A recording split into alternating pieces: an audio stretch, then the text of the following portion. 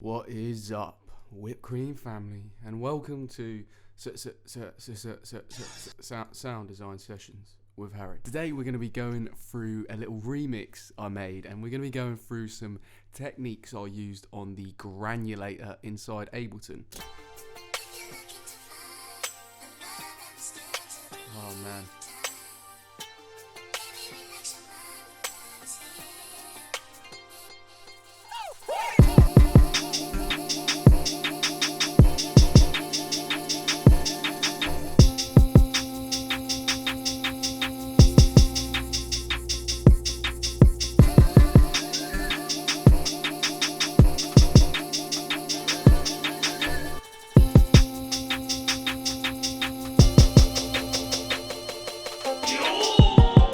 Amazingly talented. And you're probably thinking, whoa,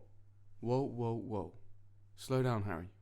I don't know what a granulator is. Well, that's okay, silly. I'm going to explain it to you now. A granulator is basically a sampler that takes a very thin slice of audio, repeats it over and over with crossfades in between. This makes it sound all crystally and digital, and totally gnarly, bro. With a granulator, you can make a synth out of pretty much anything, and it's really cool for sound design purposes. For example, if I took this OTT kick, which is pretty over the top, and I just went and chucked it down in the old granulator down there. What the granulator is going to do is it's going to load the sample, and this kick's got a load of samples in it because I was too lazy and I didn't cut it up. And what you're going to see down here is the grain size. And the grain size chooses how big the grain of audio that you want to play over and over again is. So if we took a big grain, you'd just hear a massive amount of kick drums. And as you can hear, the kick drums are kind of like fading into each other as they play again. If I was to take a really small grain, just listen to how it changes the audio.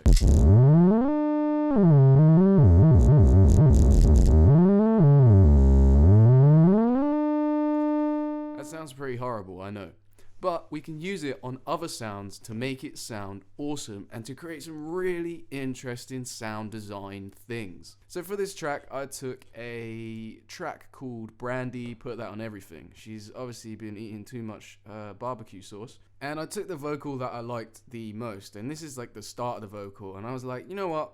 I want to add a different vibe to it. So I just used this crazy thing called the transpose button, and I just pitched it up 3 semitones, and it just sounds all anime and stuff now.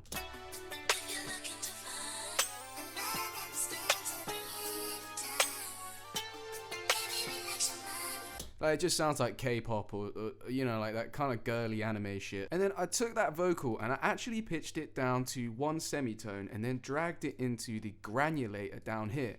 And I did this by complete accident. I'm not gonna lie to you. I don't know if any of you have ever plugged in your MIDI controller and then it plays backwards. Well, my Ableton started playing backwards and it just started playing this vocal over and over again. And it was like da da da da da da da. And I was like, oh, that sounds awesome.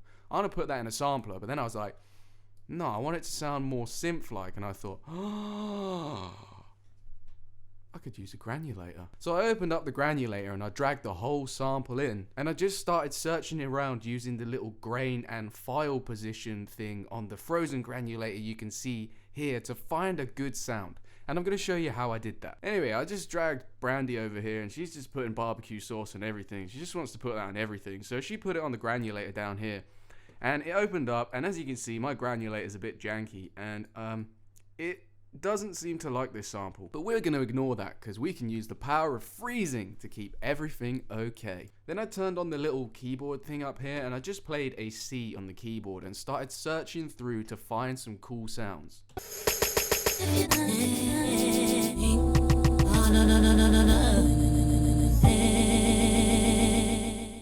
And as you can see, it sounds pretty beautiful with vocals. If you can find like a little vocal chop, you can make some really nice kind of repeating vocals, which is exactly what I did with this track. And it sounds kind of synth-like as well. It doesn't sound like your regular, if you were to put this in a sampler type thing. It kind of carries on and makes it sound a bit more digital and cool.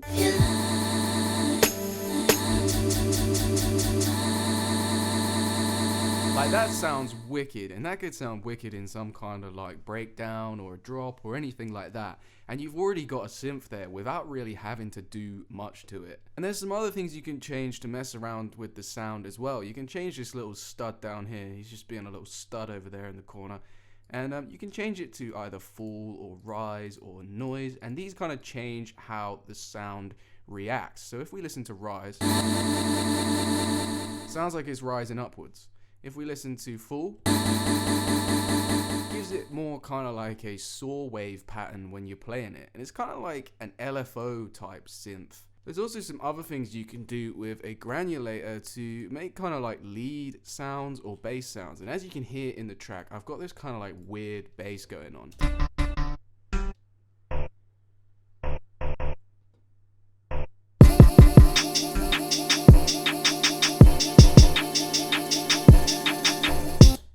And it doesn't sound too nice without the context of the track around it, but it sounds pretty good with everything else. Now, as you can see down here, what I did is I took a very small grain from the granulator, I froze the track, and then I kind of bounced it out into an audio form down here.